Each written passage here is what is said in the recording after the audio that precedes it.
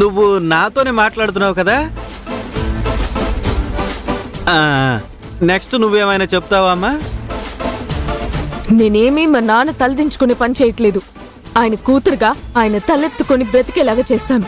ఓహో, చూసి గర్వపడేలాగా నా కాళ్ళ మీద నేనే నిలబడి నేనేంటో చూపిస్తాను.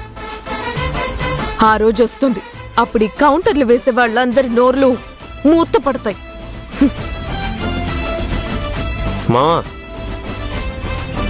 దీన్ని కొన్ని ఏరియాల్లో బలుపు అని కూడా అంటారు.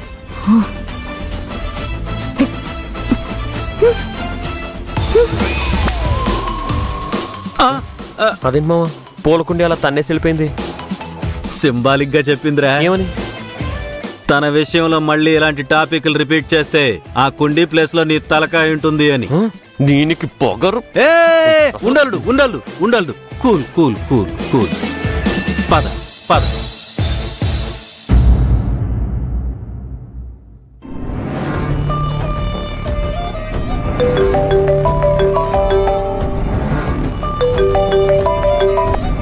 చెప్పబోయే కరస్పాండెంట్, ఏంటి విషయం? సార్, ఇందాక అన్నపూర్ణ శివరామరాజు కాలేజ్కి వచ్చారు సార్.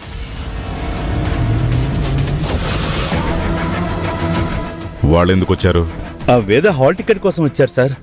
మరి నువ్వేమన్నావు?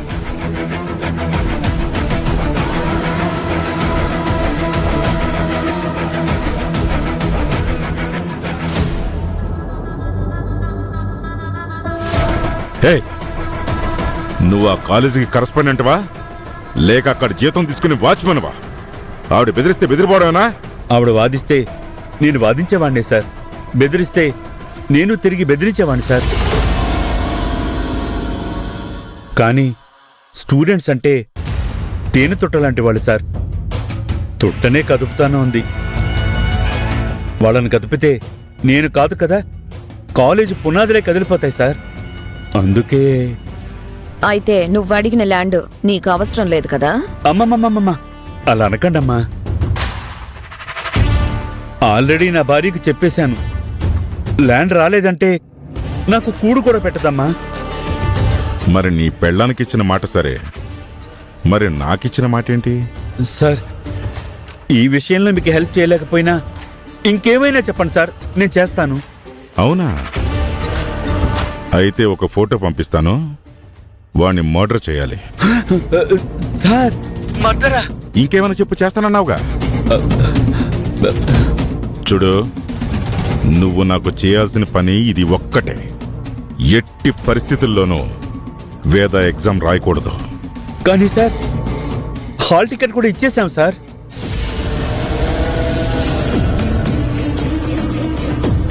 చూడు కరస్పాండెంట్, ఓటింగ్ జరిగిపోగానే గెలుపోవటంలో తేలిపోవయ్యా.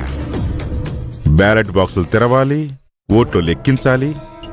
ఆ లెక్కల్లో తేడా చేయొచ్చు.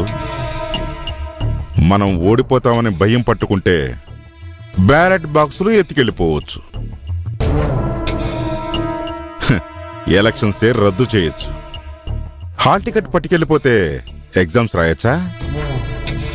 ఎన్ని దారులుండవయ్యా ఆపడానికి.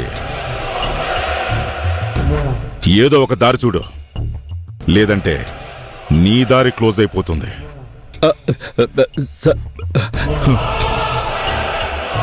ఏమండి, ఆ వేద శివరామరాజు గారు రెండో భార్య కూతురు కదా? అన్నపూర్ణ ఎందుకు కాలేజ్కి వెళ్ళినట్టు?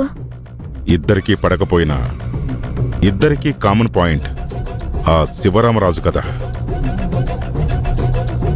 పైగా అన్నపూర్ణకి అతనంటేనే వీక్నెస్.